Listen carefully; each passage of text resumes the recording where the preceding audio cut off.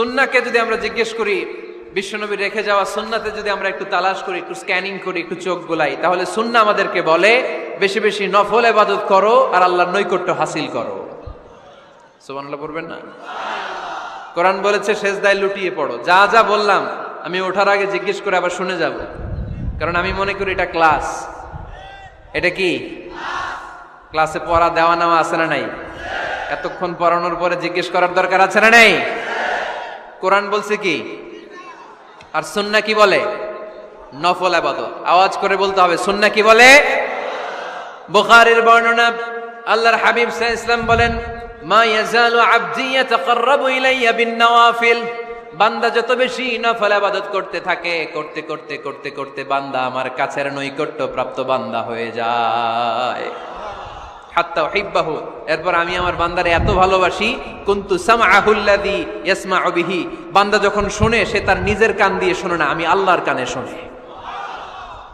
কুনতু বাসরাহুল্লাযী ইউবসিরু বিহি। বান্দা যখন দেখে নিজের চোখে দেখে না, আমি আল্লাহর চোখে দেখে। ওয়ায়াদাহুল্লাতী ইয়াবতিশু বিহা। বান্দা যখন কিছু ধরে বান্দার হাতে ধরে না, আমি আল্লাহর হাতে ধরে। ওয়ারিজলাহুল্লাতী ইয়ামশি বিহা। বান্দা যখন হেঁটে যায় ওর নিজের পায়ে হাঁটে না, কেমন যেন আমি আল্লাহর পায়ে হাঁটে। আওয়াজ করে বলতে হবে আল্লাহু আকবার। মানে আল্লাহ বুঝাতে চাইলেন আমি তখন তার কান হয়ে যাই, আমি তখন তার চোখ হয়ে যাই, আমি তখন তার হাত হয়ে যাই, আমি তখন তার পা হয়ে যাই। আমার আর তার মাঝে আর কোনো ফারাক থাকে না, সে আমার একেবারে নিকটে চলে আসে। আওয়াজ করে পড়েন সুবহানাল্লাহ। তাহলে বান্দা যখন নফল ইবাদত করে তখন বান্দার হাত আর বান্দার হাত থাকে না, ওইখানে আল্লাহর হাত যুক্ত হয়ে যায়। বান্দার পা থাকে না, সেখানে আল্লাহর পা যুক্ত হয়ে যায়। বান্দা যখন দেখে নিজ চোখে দেখে না, আল্লাহর দৃষ্টিশক্তি সেখানে যুক্ত হয়ে যায়। চিল্লায় বলেন ঠিক কি না? এজন্য নফল ইবাদত করতে রাজি আছেন তো? সুনানে তিরমিজির বর্ণনায় আল্লাহর হাবিব সাল্লাল্লাহু আলাইহি ওয়াসাল্লাম বললেন, হাদিসে কুদসি, কিয়ামতের দিন বান্দার যখন ফরজে ঘাটতি হবে, কিসে ঘাটতি হবে? ফরজে। আল্লাহ পাক বলবেন, উনজুরু হাল্লি আবদি মিন তাতাওয়ু। ও ফেরেশতারা দেখো তো আমার বান্দা নফল করছে কিনা। ফরজে যেহেতু তার ঘাটতি, দেখো তো আমার বান্দার কোনো নফল ইবাদত আছে কিনা। ফেরেশতারা বলবে আছে। আল্লাহ বলবেন তাহলে ফরজগুলার যেহেতু ঘাটতি, নফল থেকে কিছু এনে ফরজে বসাই দিয়ে ওগুলোর ফরজ বানায় দাও। এজন্য নফল ইবাদতের দরকার আছে না নাই? ফরজ তো করাই লাগবে, এটা কম্পালসারি, এটার মাফ নাই, এটা অব্লিগেটরি। নফল করে আল্লাহর কাছে যাওয়া যায়। নফল হচ্ছে ওভারটাইম। নফল ইবাদত কেমন? আওয়াজ করে বলেন। তাহলে কোরআনের আলোকে আমরা জানলাম যে আল্লাহর কাছে যেতে হলে কি করতে হয়? সেজদা দিতে হয়। আর সুন্নাহর আলোকে আমরা জানলাম আল্লাহর কাছে যেতে হলে কি করার মাধ্যমে কাছে যেতে হয়? আওয়াজ করে বলেন। নফল ইবাদত করতে রাজি আছেন সবাই? সবচাইতে শ্রেষ্ঠ নফল ইবাদত হচ্ছে কোরআনের তেলাওয়াত, ঠিক কি না? আল্লাহর হাবিব সাল্লাল্লাহু আলাইহি ওয়াসাল্লাম বললেন, নফল ইবাদতের মাধ্যমে আল্লাহর কাছে যেতে চাও, নৈকট্যপ্রাপ্ত বান্দা হতে চাও, আফদলুল ইবাদাতি তিলাওয়াতুল কোরআন। সবচাইতে যত নফল ইবাদতের লিস্ট হতে পারে, এই লিস্টে র্যাঙ্কিং এ 1 নাম্বার থাকবে কোরআনের তেলাওয়াত। এই কোরআন তেলাওয়াত করতে রাজি আছেন তো? তাহলে কোরআন তেলাওয়াত করব। 2 নাম্বার তাহাজ্জুদের সালাত পড়ব। কিসের নামাজ? হুজুর ফজরই পড়তে পারি না। ফজরই যে ফজর পড়ে তার জন্যই না তাহাজ্জুদ, ঠিক কি না? ফজরই তো পড়তে পারি না, তাহাজ্জুদ করব কখন? তাহাজ্জুদ পড়লে আপনার মর্যাদা বাড়ায় দিবে কে? রব্বুল আলামিন বলেন, ওয়া মিনাল লাইলি ফাতাহাজ্জাদ বিহি নাফিলাতাল লাকা আসা আন ইয়াবআসাকা রাব্বুকা মাকামাম মাহমুদা। তাহাজ্জুদের নামাজ যারা পড়বে তাদের মর্যাদা বাড়িয়ে দেয় কে?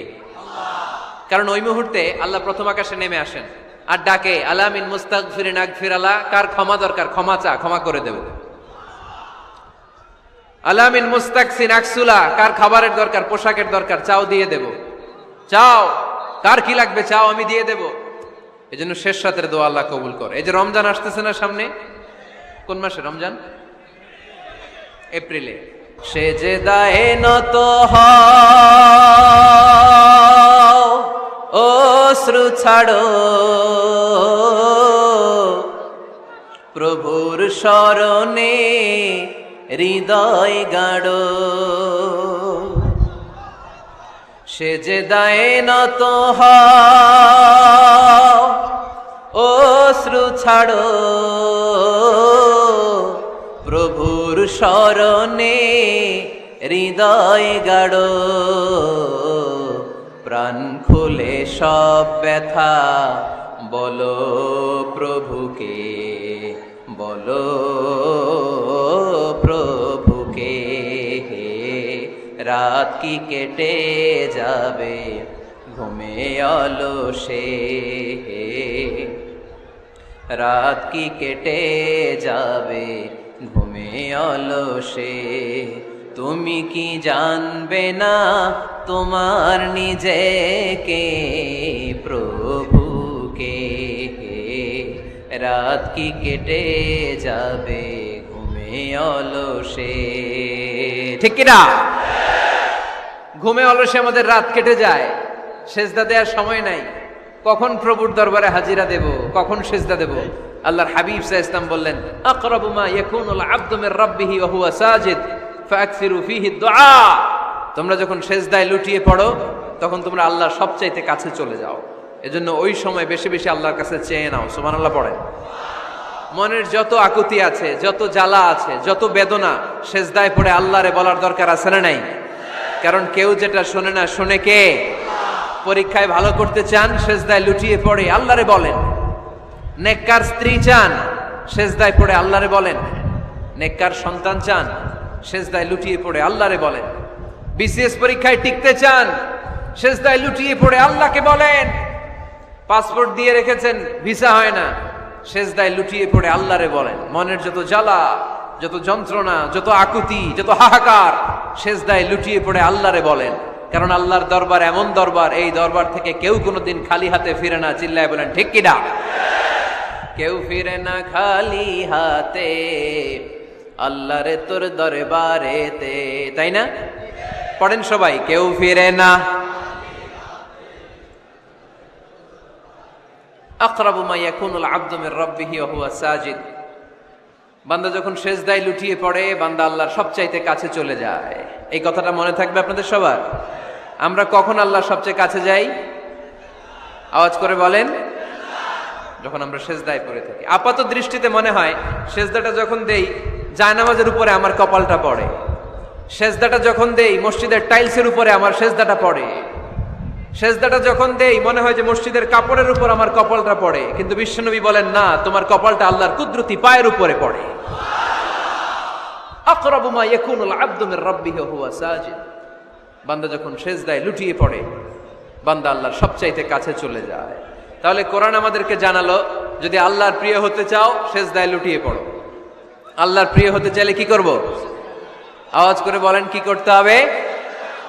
আল্লাহর হাবিব সাল্লাল্লাহু আলাইহি ওয়াসাল্লাম লম্বা সময় ধরে রাতে সেজদায় পড়ে থাকতেন। আল্লাহর হাবিব সাল্লাল্লাহু আলাইহি ওয়াসাল্লামের সাহাবারা সব সময় লম্বা লম্বা রুকু দিতেন, লম্বা লম্বা সেজদা দিতেন। কিন্তু আমরা রুকুর মধ্যে তাড়াহুড়ো করি, সেজদা দিতে যে তাড়াহুড়ো করি, এরকম আছে না নাই? নিমসার এলাকায় এরকম কেউ নাই আলহামদুলিল্লাহ। আপনারা তাড়াহুড়ো করেন? করবেন না আমার ভাইয়েরা। There is no rushing in salah. সালাতে তাড়াহুড়ো নেই। There is no hastiness in salah. সালাতে কোনো তাড়াহুড়ো নেই। সল্লু সালাতান মুআদ্দিআ। এমন ভাবে নামাজে দাঁড়াবেন মনে করবেন এটাই হতে পারে আমার জীবনের শেষ নামাজ, ঠিক কিনা? Perform the salah as if this is your last and final prayer. এমন ভাবে মুসল্লায় দাঁড়ান মনে করেন এটাই হতে পারে জীবনের শেষ নামাজ। This is my last chance. এখন বাজে 3:30। কেউ যদি বলে আসরের যে নামাজটা পড়বেন এটাই আপনার জীবনের শেষ নামাজ, ওই নামাজ আপনি তাড়াহুড়া করবেন? কথা বলেন। আরে কাঁদতে কাঁদতে আপনি শেষ। এত সুন্দর ওযু বানাবেন, এত সুন্দর আতর মেখে জায়নামাজ বিছিয়ে পাঞ্জাবিটা পরে আপনি নামাজে দাঁড়াবেন। রুকুতে কি সুন্দর রুকু করবেন, লম্বা সময় সেজদা করে চোখের পানি দিয়ে তো সেদিন আপনার জায়নামাজ আপনি ভিজিয়ে দিবেন, ঠিক কিনা? কেন এমনটা করবেন? কারণ আপনি জেনে গিয়েছেন এটাই আমার শেষ নামাজ, তাই না? তো প্রতিটা নামাজের সময় এই জিনিসটা ভাবলে সমস্যা কোথায়? আমরা যে আরো আধা ঘন্টা এখানকার সবাই বেঁচে থাকবো কোনো গ্যারান্টি আছে? আরো 10 মিনিট হায়াত পাবো, গ্যারান্টি? 5 মিনিট, 2 মিনিট, শ্বাস যেটা নিলাম, ব্রেথ ইন করলাম, এটার ব্রেথ আউট করতে পারবো, কোনো গ্যারান্টি আছে? তো প্রতিটা সালাতের মুসল্লায় যখন দাঁড়াই এই চিন্তাটা আমাদের মাথায় আসে না কেন যে এটাই আমার শেষ নামাজ? সল্লু সালাতান মুআদ্দিন। আমার প্রিয় কুমিল্লাবাসী ভাইয়েরা, যখনই নামাজে আমরা দাঁড়াবো আমরা ভাববো হতে পারে এটাই আমার জীবনের শেষ নামাজ, এটাই জীবনের, ভাবা যাবে? আর লম্বা চূড়া রুকু করবেন, লম্বা সেজদা করবেন, রুকুতে পিঠটা সোজা রাখবেন। আল্লাহর হাবিব সাল্লাল্লাহু আলাইহি ওয়াসাল্লাম যখন রুকু করতেন পিঠটা থাকতো স্ট্রেট ফরওয়ার্ড, বাঁকাও না উঁচুও না। ওয়াকানা বাইনা যালিক। সাহাবারা বলতেন আল্লাহর হাবিব সাল্লাল্লাহু আলাইহি ওয়াসাল্লামের রুকুর পিঠের উপরে পানি ভর্তি কোনো গ্লাস রেখে দিলে গ্লাসটাও কাঁপবে না, পানিটাও পড়বে না। তার মানে বাঁকা ছিল পিঠ, তাই না? কি ছিল? সোজা। আবার আল্লাহর হাবিব সাল্লাল্লাহু আলাইহি ওয়াসাল্লাম বললেন সবচেয়ে বড় চোর যে নামাজে চুরি করে। সাহাবারা বললেন কাইফা ইয়াসরিকু ফিস সালাহ, নামাজে কেমনে চুরি করে? আল্লাহর হাবিব সাল্লাল্লাহু আলাইহি ওয়াসাল্লাম বললেন ইয়াসরিকু ফি রুকুইহি ওয়া সুজুদিহি, রুকু সেজদায় চুরি করে। এরকম নামাজ চোর আছে না নাই? রুকু থেকে সোজা হয়ে দাঁড়িয়ে কয়েক সেকেন্ড আপনি রিল্যাক্স করবেন। প্রথম সেজদা দিয়ে আপনি সোজা হয়ে বসে কয়েক সেকেন্ড রিল্যাক্স করবেন। কি করবেন? রিল্যাক্স। আওয়াজ করে পড়েন সবাই, রিল্যাক্স। নামাজে তাড়াহুড়ো নাই, সালাত হচ্ছে মেডিটেশন, রিল্যাক্স। এক সেজদা দিয়ে বসে আপনি রিল্যাক্স করবেন ধীরস্থির ভাবে, এরপরে দ্বিতীয় সেজদায় যাবেন। অনেকে সেজদা প্রথমটা দিয়ে কোন রকম মাথাটা তুইলেই আবার সেজদায় দৌড় মারে, আছে না নাই? রুকু থেকে স্ট্রেট ফরওয়ার্ড দাঁড়ানোর কথা, দাঁড়িয়ে 1-2 সেকেন্ড রিল্যাক্স করার কথা, ওইটা না করে রুকু থেকে কোন রকম মাথা তুলেই আবার সেজদায় দৌড় মারে, এরকম ডাকাত আছে না নাই? এরাই সালাত চোর। আমরা যেন নামাজ চোরের খাতায় নিজেদের নাম না চুলি, আমরা যেন বেশি বেশি আল্লাহর সেজদা দেই। তাহলে কোরআন আমাদেরকে জানালো আমরা যদি আল্লাহর কাছে যেতে চাই কি করতে হবে? বইলা গেছি, খাইয়া ফেলাইছি? আওয়াজ করে বলেন কি করবেন? আল্লাহর হাবিব সাল্লাল্লাহু আলাইহি ওয়াসাল্লাম সব সময় লম্বা লম্বা সেজদায় পড়ে থাকতেন। আল্লাহর নবীর সাহাবারা সব সময় লম্বা লম্বা সেজদায় পড়ে থাকতেন। আল্লাহ বলেন তারাহুম রুকআন সুজদা। আপনি দেখবেন আল্লাহর নবীর সাহাবারা আবু বকর, ওমর, উসমান, আলী রাদিয়াল্লাহু তাআলা আনহুম আজমাইন, তাদের স্বভাব ছিল বিপদে পড়লেই লম্বা লম্বা সেজদায় পড়ে যেতেন।